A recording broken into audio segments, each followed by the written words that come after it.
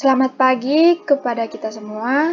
Di sini saya akan mempresentasikan hasil ujian akhir semester saya, yaitu pada mata kuliah Manajemen Investasi dan Portofolio dengan dosen pengampu Bu Rosi Pratiwi Sihombing dan disusun oleh saya Novita Parasen Manurung dengan NIM 7202510009. Nah, di sini saya menganalisis 3 artikel atau jurnal, di mana ketiga jurnal ini yang pertama adalah mengenai pengaruh strategi diversifikasi terhadap kinerja perusahaan dengan moderasi efisiensi.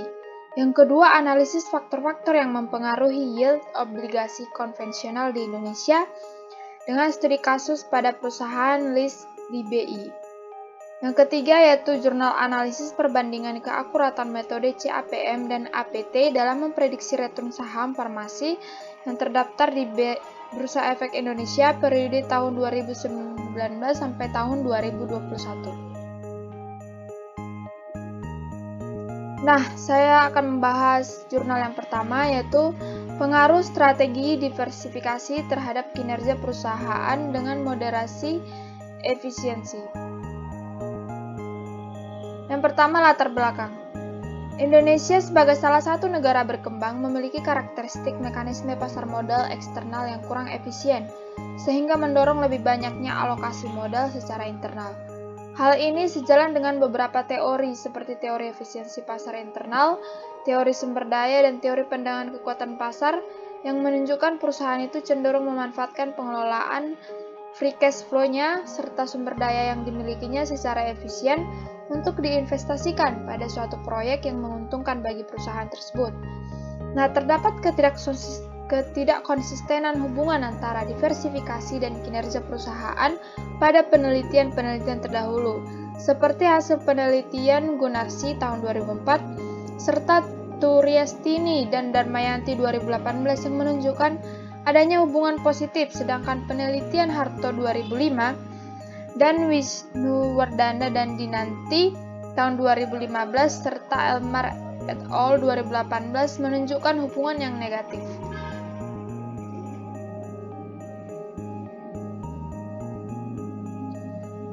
Lanjut yaitu analisis kasus pada jurnal yang pertama. Studi ini menguji pengaruh moderasi efisiensi atas hubungan diversifikasi dan kinerja perusahaan-perusahaan non-keuangan yang tercatat dalam Bursa Efek Indonesia dari tahun 2013 hingga tahun 2017. Nah, berdasarkan penelitian terdahulu, terdapat pengaruh positif akan diversifikasi terhadap kinerja dan nilai perusahaan. Hal ini didukung oleh teori resource based dan market power view yang menjelaskan bahwa perusahaan itu melakukan diversifikasi dengan tujuan memanfaatkan kelebihan kapasitasnya. Nah, dari sisi yang berlawanan, terdapat beberapa penelitian yang menunjukkan bahwa strategi diversifikasi ini berpengaruh negatif terhadap performa perusahaan. Hal ini didukung oleh teori keagenan. Teori keagenan dalam penelitian ini menjelaskan mengenai hubungan serta kemungkinan konflik yang dapat timbul antara pemilik perusahaan dan manajer perusahaan. Konflik antara agen dan pemilik itu berakibat pada kecenderungan manajemen untuk berinvestasi berlebih atas arus kas internal melalui diversifikasi dalam proyek yang berpotensi menghasilkan net present value yang negatif. Nah, hasil penelitian ini menunjukkan bahwa hubungan antara diversifikasi relate dan unrelate terhadap kinerja perusahaan tidak signifikan. Artinya, implementasi strategi diversifikasi di Indonesia tidak mendukung teori resource based maupun teori market power view, dan efisiensi tidak memoderasi hubungan antara diversifikasi dan kinerja perusahaan. Kemudian jurnal yang kedua, yaitu analisis faktor-faktor yang mempengaruhi yield obligasi konvensional di Indonesia. Studi kasus pada perusahaan list di BEI. Latar belakang.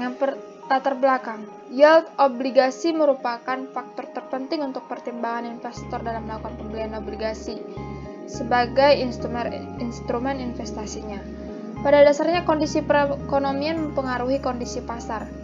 Faktor-faktor ekonomi makro secara empirik telah terbukti mempunyai pengaruh terhadap kondisi pasar modal di beberapa negara.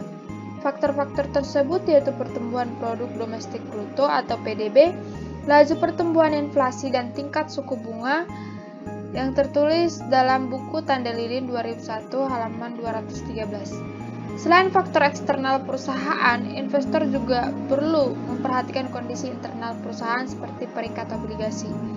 Dalam penelitian ini, BI rate, inflasi, PDB, dan peringkat obligasi itu digunakan untuk menganalisis faktor-faktor yang mempengaruhi yield obligasi.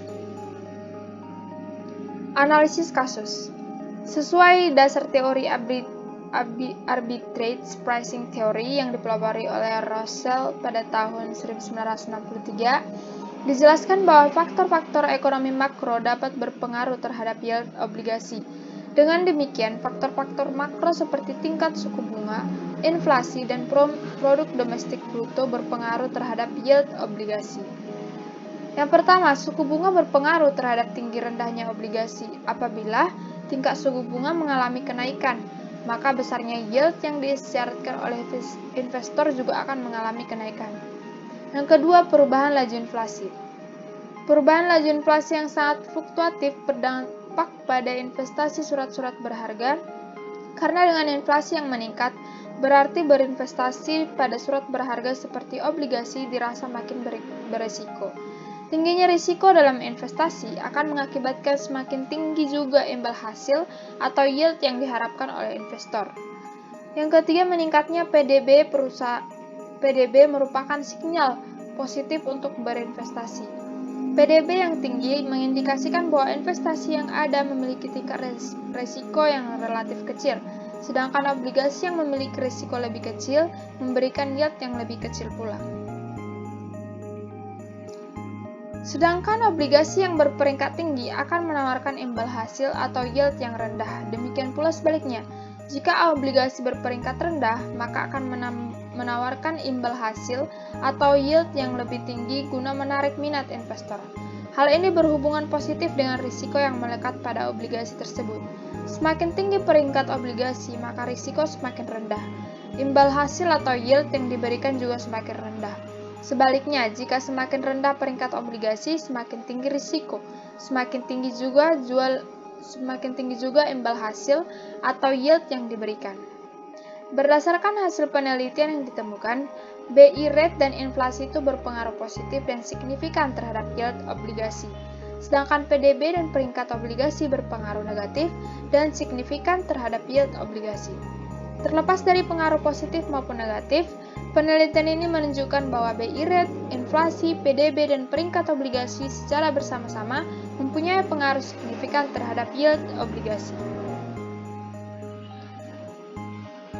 Jurnal yang ketiga yaitu analisis perbandingan keakuratan metode CAPM dan APT dalam memprediksi return saham farmasi yang terdaftar di BEI periode tahun 2019 sampai 2021.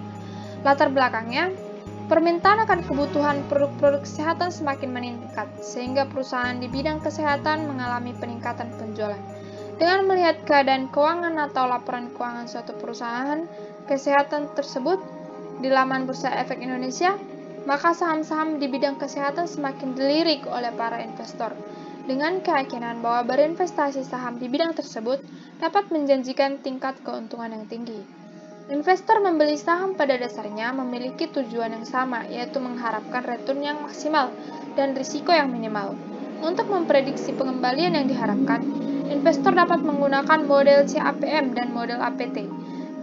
Kedua model tersebut memiliki kelebihan dan kekurangan masing-masing.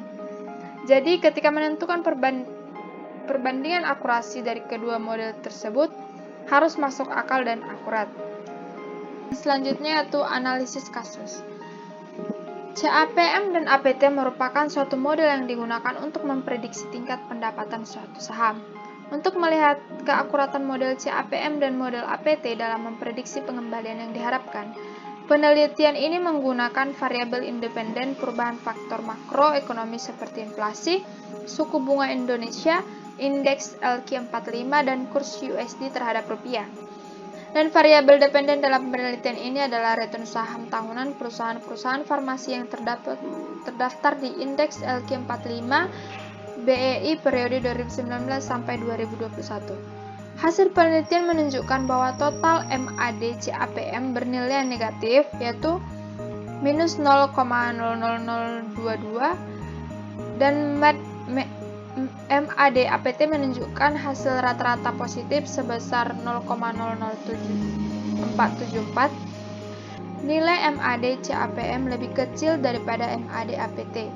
Artinya, Capital Asset Pricing Model atau CAPM lebih akurat dibandingkan Arbitrage Pricing Theory atau APT dalam memprediksi return saham. Namun dengan melakukan uji yang berbeda, ditemukan juga bahwa tidak terdapat perbedaan yang signifikan antara Capital Asset Pricing atau CAPM dan model penetapan harga Arbitrage Pricing Theory atau APT dalam memprediksi return saham di BEI. Kesimpulannya, ketiga jurnal yang dibahas sebelumnya merupakan bagian dari manajemen investasi dan portofolio. Pada jurnal pertama membahas pengaruh strategi diversifikasi terhadap kinerja perusahaan dengan moderasi efisiensi. Hasil penelitiannya menunjukkan bahwa baik hubungan diversifikasi relate maupun diversifikasi unrelate terhadap kinerja perusahaan menunjukkan hasil yang tidak signifikan. Kondisi ini disebabkan oleh strategi diversifikasi yang bergantung pada faktor-faktor ekstern perusahaan seperti perekonomian, infrastruktur, serta regulasi yang dapat mempengaruhi distribusi sumber daya. Selain itu, implementasi strategi diversifikasi juga memerlukan waktu 7 hingga 8 tahun untuk mencapai return on investment yang positif, sehingga hasil yang diterima saat ini belum terlihat optimal. Pada jurnal kedua membahas tentang analisis faktor-faktor yang mempengaruhi yield obligasi konvensional di Indonesia. Teori dalam penelitian ini menjelaskan bahwa faktor-faktor ekonomi makro dapat berpengaruh terhadap yield obligasi. Dengan demikian, faktor makro seperti tingkat suku bunga, inflasi, dan produk domestik bruto berpengaruh terhadap yield obligasi. Dan berdasarkan hasil penelitian ditemukan BI rate dan inflasi berpengaruh positif dan signifikan terhadap yield obligasi, sedangkan PDB dan peringkat obligasi berpengaruh negatif dan signifikan terhadap yield obligasi. Dan yang terakhir yaitu jurnal ketiga yang membahas tentang analisis perbandingan keakuratan metode CAPM dan APT dalam memprediksi return saham. Pada penelitian ini, penulis berfokus dalam perbandingan kedua metode tersebut untuk melihat keakuratan prediksi pengembalian imbal hasil pada saham-saham perusahaan farmasi yang terdaftar di LQ45 Bursa Efek Indonesia periode 2019 sampai 2021. Berdasarkan hasil penelitian, analisis data, dan uji statistik yang dilakukan dengan menggunakan metode CAPM dan APT, dihasilkan bahwa Capital Asset Pricing atau CAPM lebih akurat dibandingkan Arbitrage Pricing Theory atau APT dalam memprediksi return saham Bursa Efek Indonesia. Saran: ketiga jurnal yang telah dibahas memiliki kelebihan dan kekurangan masing-masing. Nah, saran untuk jurnal pertama yaitu pembahasan penelitian terdahulu tentang kemampuan moderasi strategi diversifikasi serta penentuan derajat diversifikasi dengan penggunaan variabel biner masih terbatas dalam penelitian ini. Untuk penelitian selanjutnya disarankan menggunakan pengukuran Herfindahl dan Entropy Index dalam penelitian lanjutan atas temuan crossover interaction, dan dalam penelitian ini dengan variabel diversifikasi sebagai moderasi hubungan efisiensi dan kinerja perusahaan.